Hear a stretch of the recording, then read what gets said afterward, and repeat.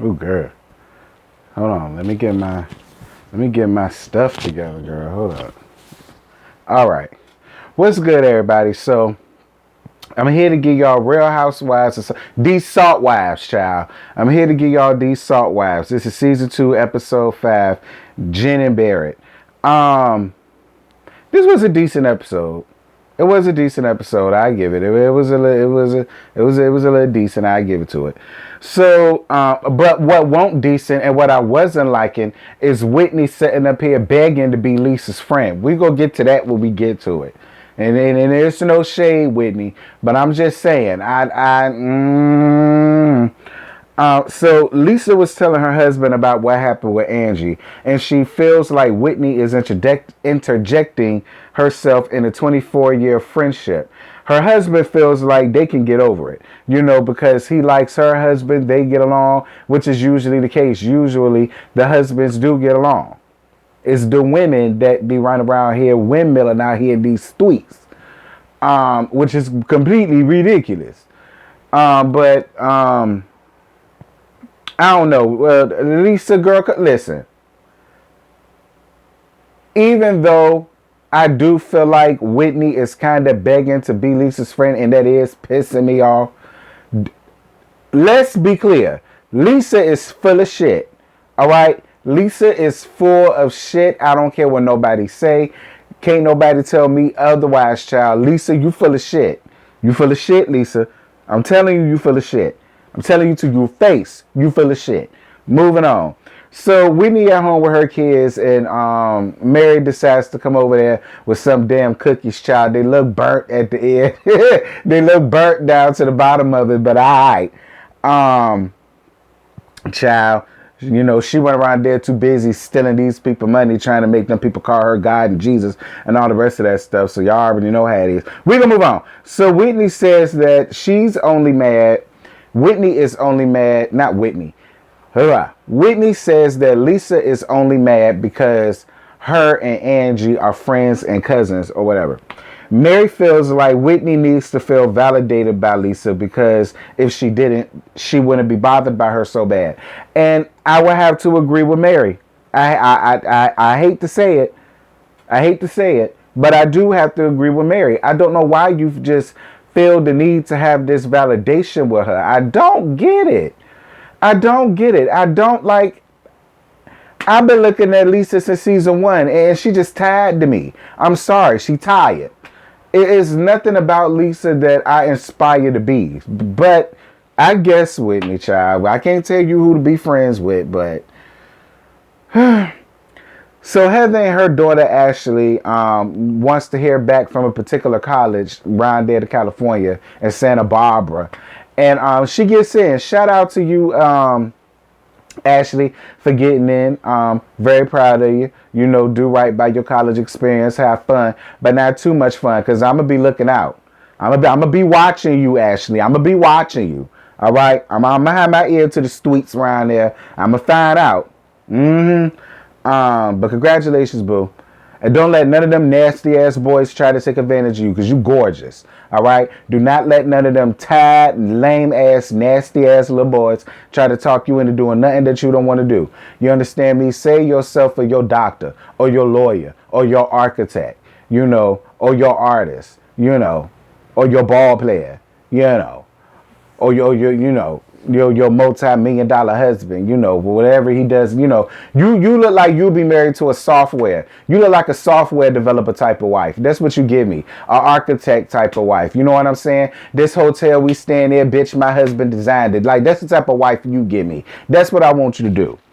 Moving on. So Shawshank and Miss Burkeisha meet up to talk. Dear God Almighty. So, Shawshank still run around here blaming this team for liking the homophobic tweets and all of the rest of that that she was running around there saying. And so then, Miss Burkeisha starts talking about her plight and everything that she had going on and everything that she had been dealing with. I mean, I'm going to let you have it, Miss Burkeisha, because I just don't see it for Shawshank. But, I'm not with y'all parents trying to act like they don't know that Case in point, Shawshank did the right thing. She apologized to Miss Berkeisha for the error of her ways. She apologized to Meredith again for doing it. She took accountability for it, and I'm glad that she did that. And we can move on because I'm going to say how I really feel about that tomorrow. I ain't going to do it for the review, but all tomorrow. And Shawshank apologized for showing him that 1,000-piece jigsaw puzzle that she called a pussy that's made of clay, in my opinion. Moving on. So the husbands meet up for guys' night. I actually enjoy seeing the husbands. I enjoy seeing the husbands together. I really did. Each of them got their own nasty piece of confessional and I was here for that. Shout out to the husbands. I like all the husbands. Every last one of them. I like them. So Jeannie meets up with Whitney. So, she talks about how she wants to start her new skincare line. And then Jeannie opens up about how she went from having 5 medical practices to only having 1 because she started feeling guilty about not really being there like that for her kids. You know what? Shout out to you, Lisa, for doing that. Most people wouldn't have had the courage to do that, but you put your kids first. I ain't mad at that. And that's why you reaping the benefits and you still seeing the benefits. Shout out to you. You got good karma, girl. You got good karma. I'm with it. And that was a nasty suit that you came up in there with, Jeannie. I live. So Whitney opens up about she wanting to have more kids, but Justin had a vasectomy after they had their second kid. But that was something she agreed to do. And, now he went and got himself snipped. Now she says she wants to have another child around there. Child? Well, listen, maybe you can be Jeannie's surrogate. Since you want to get pregnant so damn bad, you could go on ahead and be her surrogate and you could just be the godmama. Because Jeannie said, hell nah, bitch. She is not finna get her tubes untied so that she could get her damn husband another baby. I'm with it. He 50. He in his 50s. She's in her 40s. She don't want to go through that again. And I totally agree because it's not fair to the kid. Moving on. So then Whitney opens up and starts talking about Lisa. And Jeannie says that she's a good person. Maybe she is. But to me, she just gives me pretentious. She gives me spoiled. She gives me bougie. She gives off classism, since that's a word and we doing that. I'ma just use it. Hell, why not? She gives off classism. She do. She could be very short. She could be very passive aggressive. Some could even call it borderline and rude, which is very tacky and tasteless for somebody that's supposed to be of your stature. I mean, that's all I see when I look at Lisa. But y'all drop down in the comments and y'all tell me who y'all see when y'all look at Lisa. Because that's just my experience of her. That ain't got to be everybody else's experience. I don't know.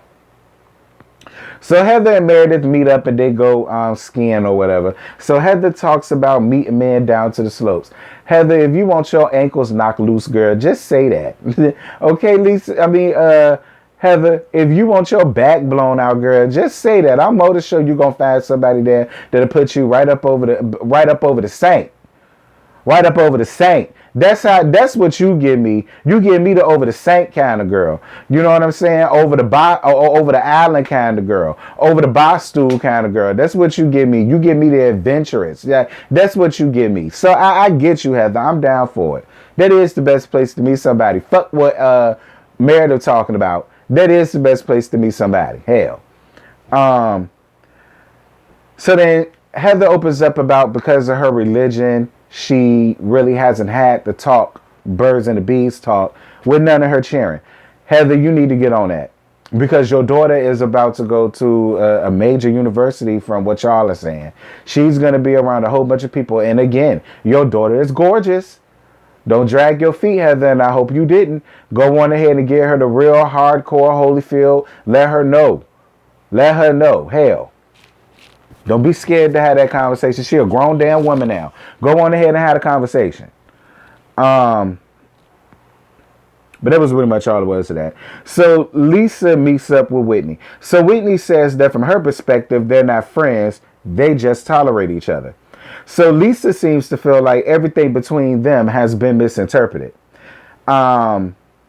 And then Whitney comes back and says that, well, you told Angie not to accept me as a friend or a cousin. So how can I take what I feel about you as misinterpretation?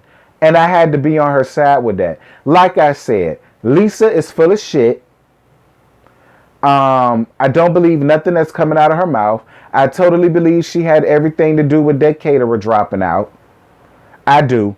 I the fuck do. I believe she has everything to do with that.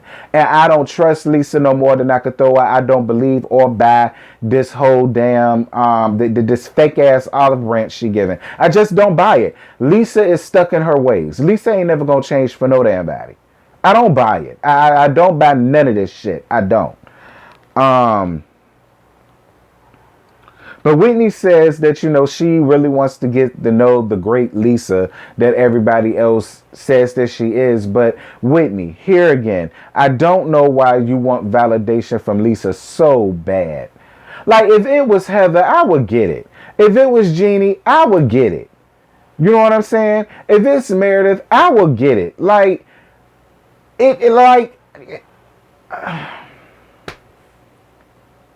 Like, to me, I just feel like you and her are just oil and water. I don't think it's ever going to mix.